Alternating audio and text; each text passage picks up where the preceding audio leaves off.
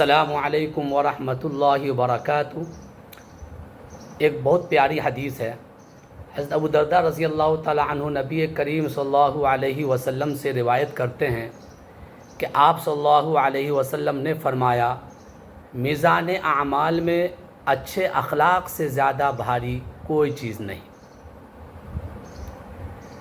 اور سچی بات یہ ہے کہ گھر کی چار دیواری میں جب تک دین کا اور دینی تعلیمات کا مذاکرہ ہوتا رہے گا، ذکر ہوتا رہے گا، اس وقت اس گھر میں، اس معاشرے میں، اس سوسائٹی کے اندر دین کی باتیں زندہ رہیں گی۔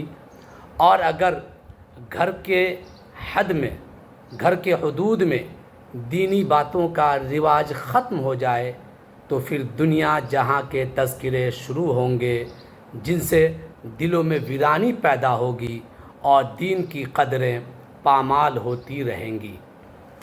اس حدیث پاک میں یہ بیان ہوا ہے کہ قیامت کے دن جب انسانوں کے نامہ اعمال وزن کیے جائیں گے اور اس وزن کی بنیاد پر جنت و جہنم کے فیصلے طے پائیں گے، اس وقت مسلمان کے نامہ اعمال میں سب سے زیادہ وزنی چیز اچھے اخلاق ہوں گے۔ اگر کوئی مسلمان دنیا میں نیک اخلاق و عادات کا عادی ہو اور استقامت کے ساتھ ایسے ہی بھلے اخلاق پر جمع رہے تو اس کی نیکیوں کا پلہ غالب ہوگا اور جنت جانے کا مستحق قرار پائے گا۔ نیکیوں کے ترازو کے وزنی کرنے میں دیگر نیک کاموں کی بنسبت اچھے اخلاق کا خاص کردار ہے۔ اس سے دیگر نیکیوں کی اہمیت کو کم کرنا مقصد نہیں ہے، ہر ایک کی اپنی اپنی ایک اہمیت ہے، لیکن اس کے ساتھ ساتھ اچھے اخلاق کی اہمیت کو واضح کرنا مقصد ہے کہ جس طرح نیک اخلاق دیگر نیکیوں کی بنسبت ایک ممتاز مقام رکھتا ہے، یوں ہی برے اخلاق دیگر برائیوں کے مقابلے میں امتیازی شان رکھتا ہے۔ اور ایسے ہی ایک دوسری حدیث ہے جس میں ایک تو یہ ہے ہی کہ اللہ تعالیٰ قیامت کے دن جس کے اخلاق اچھے ہوں گے ان کا جو نامہ اعمال ہے وزن بھاری ہوگا۔ اسی حدیث میں اس کا ایک دوسرا جملہ ہے، بہت اچھا ہے وہ، کہ اللہ تعالیٰ فرماتے اس کے ساتھ ساتھ کہ جو بدگو ہو، بد زبان ہو اور بیہودہ لا یعنی باتیں کرتا ہے، اللہ اسے نہایت ناپسند کرتے ہیں۔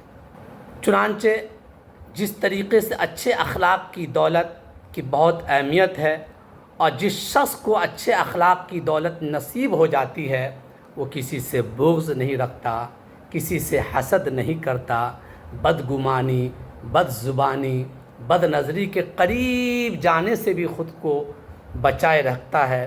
ایسے ہی کسی مسلمان کو حقیر اور کسی کی حق تلفی بھی نہیں کرتا۔ ایسے ہی یہ جو دوسرا ہے کہ اللہ تعالیٰ بد زبان شخص سے ایسے کہ صرف محبت نہیں کرتے بلکہ اس کے ساتھ بغض بھی رکھتے ہیں۔ اور یاد رکھیے، جس سے اللہ تعالیٰ بغض رکھے، جس سے اللہ تعالیٰ ناراض ہو، اللہ تعالیٰ اس بندے کے اندر جو ایک خاصیت ہوتی ہے، ایک مادہ ہوتا ہے اچھائی اور نیکی کے کام کرنے کا، اللہ اس اچھائی اور نیکی کے کام کرنے کے جذبہ کو سلب کر دیتے ہیں۔ لہذا ہمیں ہمیشہ اچھے اخلاق کا مظاہرہ کرنا چاہیے۔ اچھے اخلاق کی وجہ سے اللہ کی محبت بھی اسے مل جائے گی، معاشرے میں اس کی ایک اہمیت ہوتی ہے، اور جس کے اچھے اخلاق ہوتے ہیں لوگ اس سے محبت بھی کرتے ہیں۔ جو بد زبان ہوتا ہے، بد اخلاق ہوتا ہے، لوگ اس سے دور بھاگتے ہیں۔ اور جناب نبی کریم صلی اللہ علیہ وسلم کے جو اخلاق تھے سب سے اعلیٰ تھے، انک لعلی خلق عظیم، جو قرآن کریم کے اندر ہے کہ آپ صلی اللہ علیہ وسلم کے جو اخلاق تھے، جو بھی اخلاق ہو سکتے ہیں دنیا کے اندر، اس سب اخلاقوں کا آپ اسٹینڈرڈ ایک جگہ رکھیں، لیکن نبی کریم صلی اللہ علیہ وسلم کا جو اخلاق کا جو معیار تھا، جو بلندی تھی، اس پہ کوئی نہیں پہنچ سکتا۔